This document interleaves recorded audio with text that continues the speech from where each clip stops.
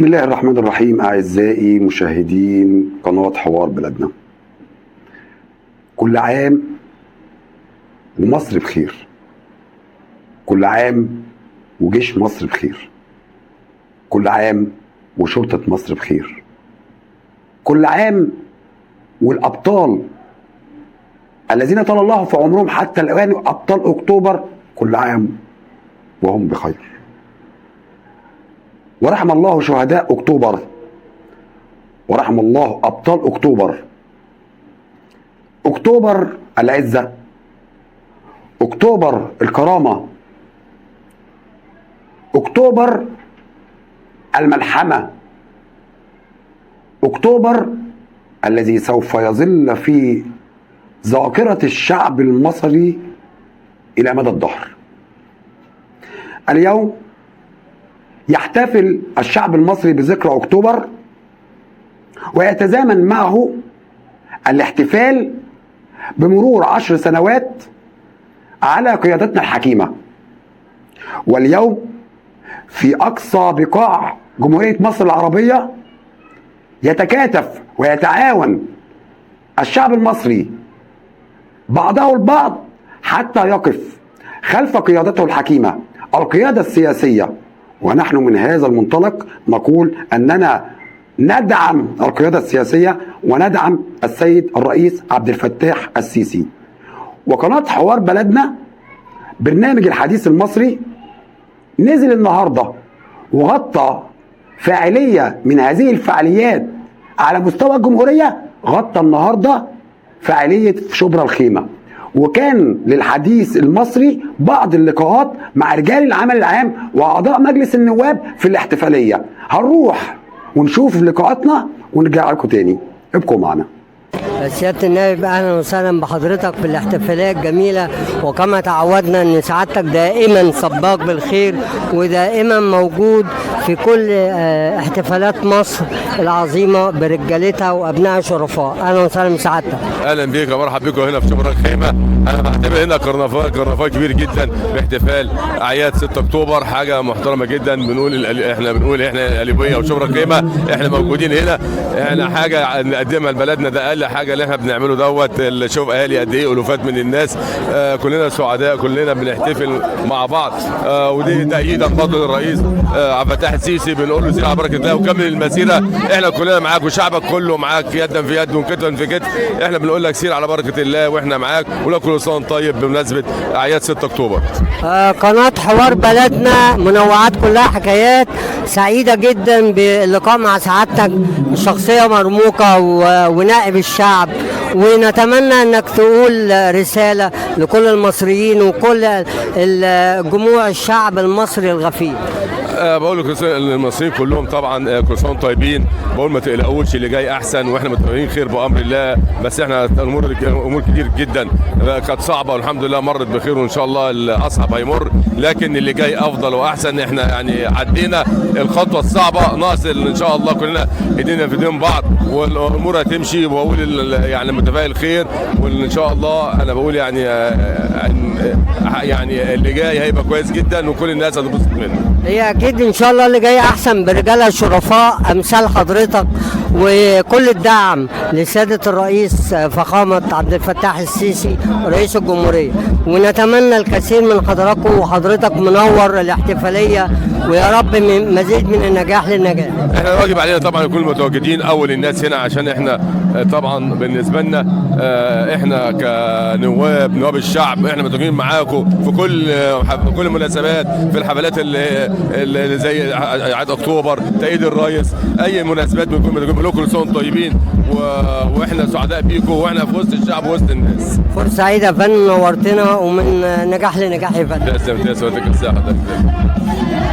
أعزائي المشاهدين قناة حوار بلدنا، لنا لقاء مع سيادة النائب، ومن أجمل وألذ الشخصيات النوابية. نتشرف بيه. أهلا وسهلا يا فندم. أهلا بيك. حضرتك منور ميدان شبرا الخيمة، وده مش جديد على حضرتك انك بتواكب كل الاحداث التي تمر بها البلاد من نجاح لنجاح يا رب. نتمنى حضرتك تلقي الضوء على الجمال اللي احنا شايفينه والتأييد الشعبي لفخامة السيد الرئيس وعبد الفتاح السيسي، وتأييد برضو النواب، وحضرتك أحد ممثلي نواب الشعب. والله هو اولا دي دايرتي شبرا الخيمه. اللي حاصل النهارده ده النهارده اليوبيل الذهبي لاحتفالات نصر اكتوبر. الحشد اللي انت شايفه ده ابسط رد ودعم للمؤسسه العسكريه، وبالتبعيه اكبر دعم للرئيس السيسي اللي كان على راس المؤسسه العسكريه دي. ده كده رد بسيط في احد ميادين جمهوريه مصر العربيه اللي فيها مئات الميادين، فيها احتفال النهارده باليوبيل الذهبي لاحتفالات نصر اكتوبر، وتأييد ومباركه لرئيس الدوله الرئيس عبد الفتاح السيسي. أنا شايف إن جموع أهالي شبرا الخيمة من كل فج عميق بيحبوا سيادتك وبيحاولوا يلتفوا حوالين حضرتك. حضرتك باين إنك شخصية جميلة، شخصية متواضعة بسيطة، من الشعب وإلى الشعب. والله بص، انا اصلا ابن المنطقه وابن البلد، يعني مش من الوافدين، من بجام، من ايام ما كانت كلها على بعضها 80-90 بيت، كنا 5-6 عائلات بس. طبع ريفي، اتربينا على اللمه، وان الجار ده يعتبر منك ومن اهلك وناسك، فاتربينا على صله الارحام للي مني بالوريد واللي خارج مني بجدار البيت. فلما تيجي تخش في حاجات حلوه وكويسه في وسطينا قوي، عايز تعرف العادات والتقاليد ديت، تعالى يوم عزا، يوم فرح، تلاقي كل الدايره كلها كانها عيله واحده بتشارك بعضها في الافراح والالام. احنا عندنا حاجات كويسه وحاجات حلوه، وان شاء الله هي الحاجات دي اللي بتميز الشعب المصري، وان شاء الله ربنا هيحفظها ويحفظها من كل اذى، عشان خاطر الناس الغلابه ديت والناس الطيبه واللي بتدعي من قلبها يا رب. انا سعيد جدا على المستوى الشخصي بلقاء حضرتك وبالحفاوه اللي انا شايف جموع الشعب من اهالينا شبرا الخيمه مستقبلين حضرتك وملتصقين بحضرتك كالبنيان المرصوص، ونتمنى الدعم، كل الدعم لشخصيه جميله ومرموقه زي حضرتك. يا رب يخليك، وكل سنه وانتم طيبين، وان شاء الله اللي جاي خير، اللي جاي خير، اللي جاي خير يا رب. شكرا يا فندم، شكرا يا فندم. النائب بقى ده احسن واحد يا رب. محمود، مساء الخير يا مستر. مساء الخير يا كابتن عزت، منور الميدان المؤسسه كله، شبرا الخيمه كلها. انت اللي دايما منور وعامل، لا انت وجهه مشرفه لابناء شبرا الخيمه وكل معلمين شبرا الخيمه الافاضل. انت الاب الفاضل لكل الابناء في مراحل التعليم. طبعا كلمنا عن المليونيه، كلمنا عن الحدث الجميل، عن المظاهره الحب والتأييد لسيادة الرئيس. بص، صلى على حضره النبي عليه الصلاه والسلام. النهارده كل ميادين مصر 40 ميدان على مستوى جمهوريه مصر العربيه فيهم نفس هذه الاحتفاليه التي تضم عشرات الالاف من ابناء جمهوريه مصر العربيه ومن ابناء الدوله المصريه. على مستوى الجمهوريه الاحتفاليه العظيمه دي والفكره الجميله دي اللي نبعت من ابناء الشعب المصري تجاه بلدهم وتجاه رئيسهم. مستر حسن الامين، مساعد لحزب التحرير المصري وامين شبرا الخيمه. طبعا لا، النهارده فرحه كبيره، فرحه بكل المقاييس. طبعا كلنا اول ما بنفتكر انتصار اكتوبر بتاخدنا العزه والكرامه والفخر بجنودنا وبرؤسائنا وباللي عملناه وبالانتصار القوي على اسرائيل 50 سنه، ولا زلنا بنحتفل لحد 500 سنه بهذا، والى ما شاء الله بهذا الاحتفال العظيم الذي اعاد لمصر كرامتها وهيبتها امام الدول العالم اجمع.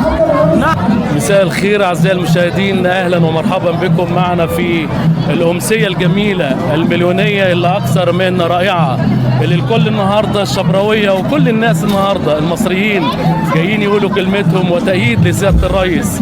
طبعا حوار بلدنا قناتنا المميزه، قناتنا الجميله اللي بتنقل لحضراتكم البث المباشر والتغطيه الاعلاميه اللي اكثر من رائعه من هنا من المدينه الساحره مدينه العز والجمال، المؤسسه العماليه اللي بتحتضن جموع الشعب المصري وكل الشبراويه. وانضم الي طبعا الاستاذ وائل جوده سكرتير. عرفنا بنفسك يا استاذ وائل. معاك وائل جوده مدير التنفيذي لمؤسسه مجاهد نصار.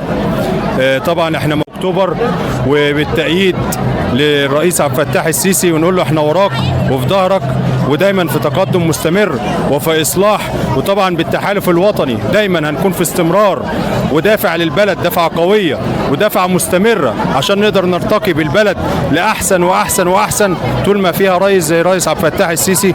طبعا احنا كلنا بنشكره وكلنا معاه وكلنا بنأيده لفتره حديثه وفتره جايه ان شاء الله.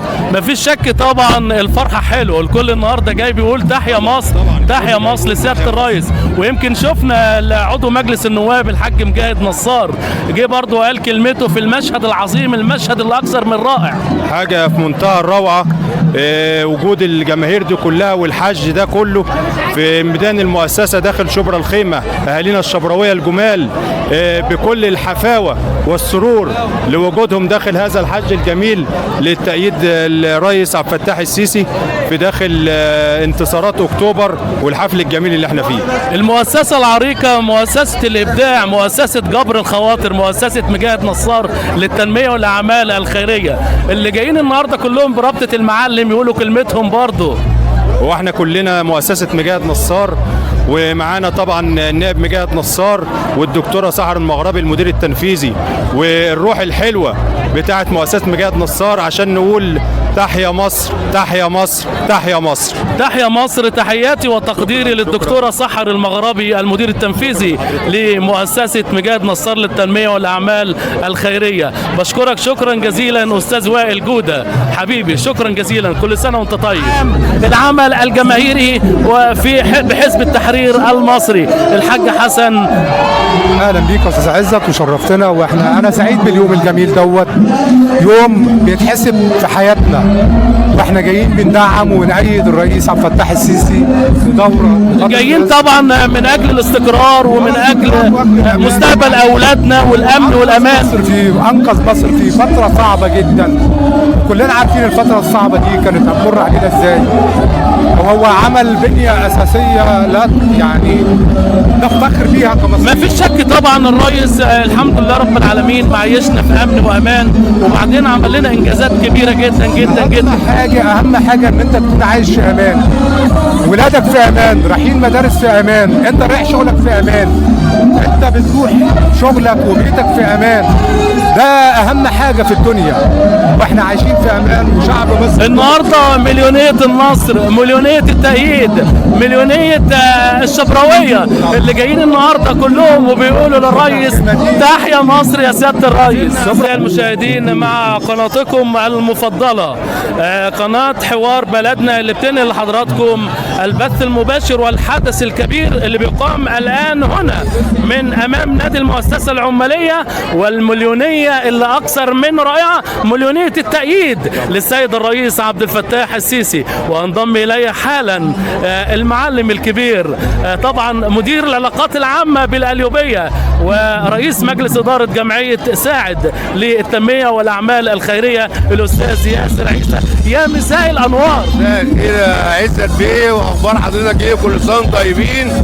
والواحد سعيد جدا ان هو شايف الحج الجميل دوت لتأييد السيد الرئيس عبد الفتاح السيسي لفتره رئاسه ثانيه، وده يعتبر عرس لاحتفالات اكتوبر ونصر اكتوبر، جامع كل اهالي شبرا الخيمه وكل نواب القليوبيه وكل اعضاء العمل العام والخدمي في شبرا الخيمه. كل الطوائف النهارده، كل الاحزاب، كل القيادات، الكل جاي النهارده بيشارك الشبراويه كلهم، وبيشارك كل المصريين، وبيقولوا كلمه للسيد الرئيس عبد الفتاح السيسي: سير على بركه الله وكلنا في ظهرك، كلنا معاك ان شاء الله يا ريس. كلمه الشعب كلها وكلمه اهالي شبرا الخيمه ومحافظه القليوبيه بالكامل. يكفي الحشد الجماهيري دوت. الناس دي كلها جت مش عشان تتفرج على بروجرام ولا تتفرج على حاجه، لا ده هم جايين يجتمعوا ويشوفوا بعض. اهالي شبرا الخيمه، قيادات شبرا الخيمه، نواب شبرا الخيمه، نواب القليوبيه بالكامل، اعضاء العمل العام والعمل الخيري والخدمي في شبرا الخيمه، جايين يقولوا نعم نكمل المسيره، عشان لازم يبقى الشعب واعي ان ديت لازم تبقى جمهوريه جديده، لازم نستحمل الصعوبات عشان نعدي المرحله ديت ونبقى كلنا في ظهر قياده الحكيمه، قياده الرئيس عبد الفتاح السيسي.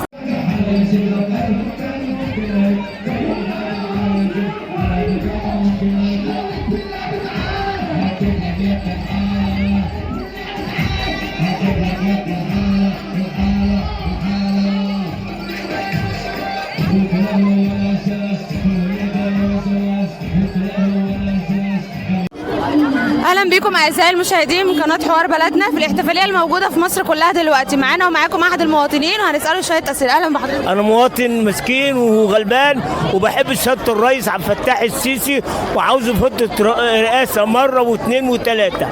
المناسبه دي بتعني لك ايه؟ مناسبه حفل 6 اكتوبر بتعني ايه للشعب المصري؟ احلى مناسبه للقليوبيه كلها، احلى مناسبه، واتمنى اللي هو ينجح على طول ان شاء الله. هتنتخب مين الفتره الرئاسيه الجايه؟ الفتره برضه سياده الرئيس فخامه الرئيس عبد الفتاح السيسي.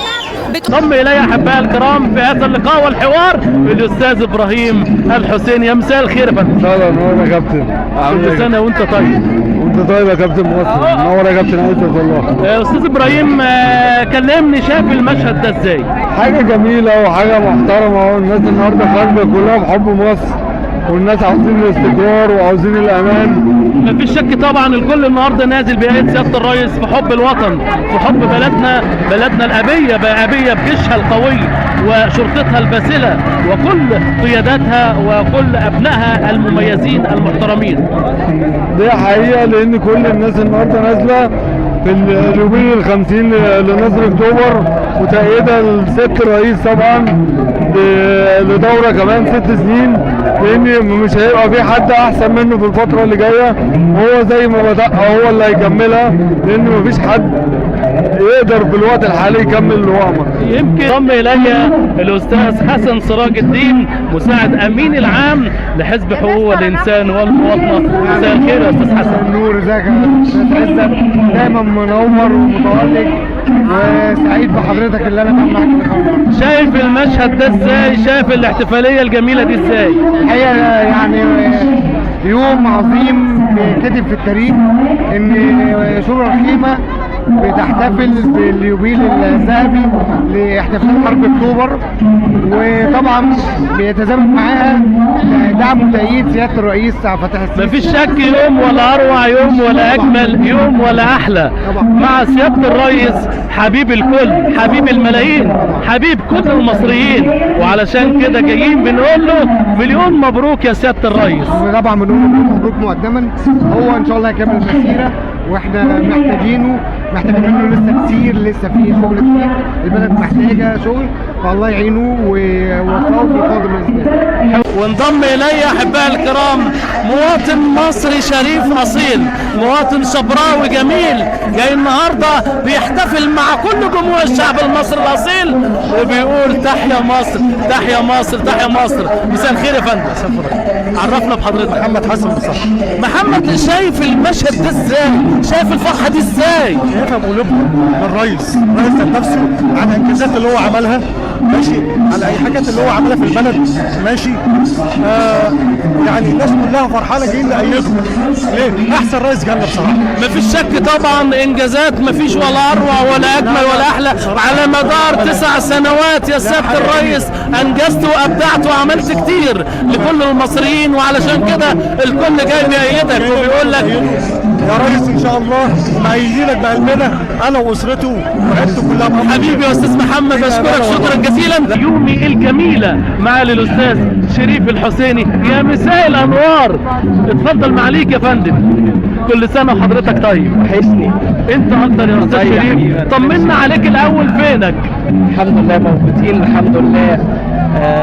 الفترة اللي فاتت كان في بعض الافتتاحات لفخامة الرئيس عبد الفتاح السيسي كنا متواجدين معاه، يعني اخرها المؤتمر 3 ايام ما شاء الله على انجازات البلد اللي تم سردها خلال حكاية وطن.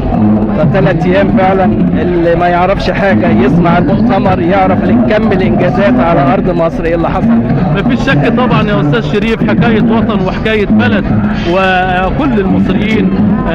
بقول لحضرتك طيب شايف المليونيه دي ازاي؟ شايف المشهد الجميل ده ازاي؟ هو الراجل بيراهن على الشعب، ما بيراهنش على حد او فصيل معين. وفعلا دائما الشعب هو سبب ثبات كل واحد في مكانه. الراجل ده فعلا عنده فصيل وطني، اللي بيحب البلد هيساند الراجل ده. البلد محتاجة فعلا الشعب يتكاتف مع الدولة، مؤسسات الدولة. رئيس مجلس إدارة حزب ائتلاف نبض مصر، كل سنة وانتم طيبين. أستاذ فرج النبي يا مساء الأنوار، الكرافتة الحمراء تاكل منك حتة. حبيبي تحيا مصر، تحيا مصر. شايف المشهد الجميل ده ازاي؟ انا شايف طبعا، انا على فكره لسه جاي من الميدانين دلوقتي، جاي من ميدان الجيزه وجاي من ميدان الكوربه حالا، وعملت بث مباشر هناك. كان في الاحتفاليه دي برضه كله جميع محافظات مصر. اذا يبقى الاحتفال ده كان على مستوى الجمهوريه. مستوى الجمهوريه بنحتفل بابطال اكتوبر، هو الغرض منه احتفال بابطال اكتوبر، واحنا استغلنا الموقف دوت وعملنا تدعيم لحمله الرئيس، ان الحمله الوحيده المدعمه. احنا كمان كقناه حوار بلدنا كان لنا هذا الشرف العظيم وفخورين بهذا اللقاء مع القيادات السياسيه الجميله بقياده المعلم رئيس ائتلاف نبض مصر استاذ فرج النبي. انضم الي مواطن اخر، مواطن شبراوي اصيل، ابن البلد، اللي جاي النهارده بقلبه، اللي جاي النهارده بحبه، اللي جاي النهارده بحبه واحترامه للاب الروح السيد الرئيس عبد الفتاح السيسي. هتقول لنا ايه؟ مساء الخير يا فندم. مساء الفل يا فندم، محمود رمضان من القناطر الخيريه. انت من القناطر الخيريه. احب اوصل صوتي للسيد الرئيس واقول بس شعر.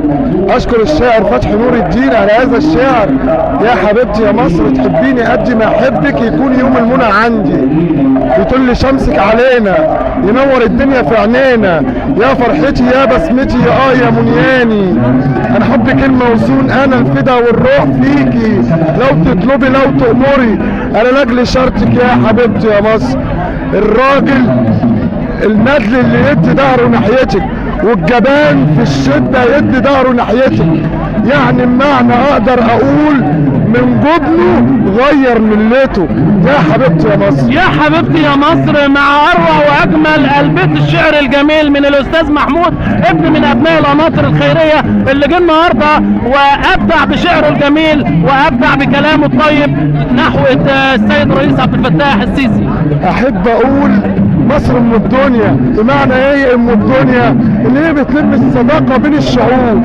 الدول الاوروبيه لمت اللاجئين عندنا جالها شلل، مصر فاتحه صدرها لكل الشعوب العربيه، فاتحه صدرها لسوريا والعراق وفلسطين وليبيا والسودان.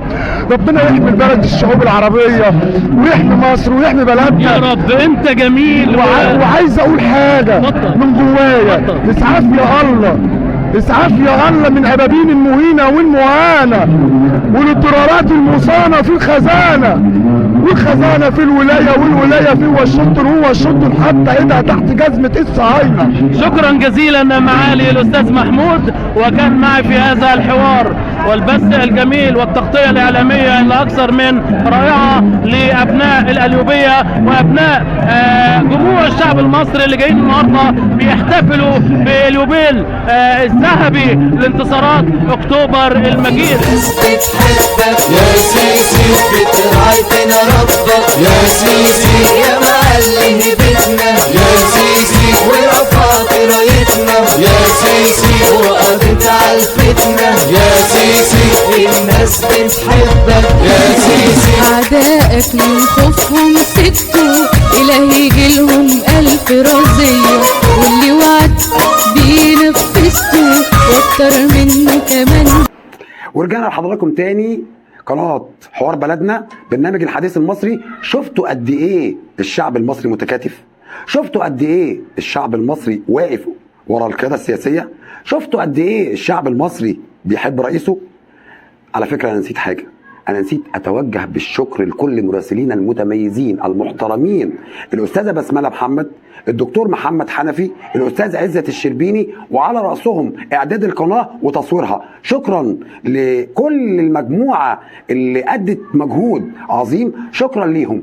واخر كلامنا بقول شعب مصر دائما لابد ان يضع في ذهنه انه مصر ام الدنيا وهتفضل ام الدنيا، وتحيا مصر، تحيا مصر، تحيا مصر.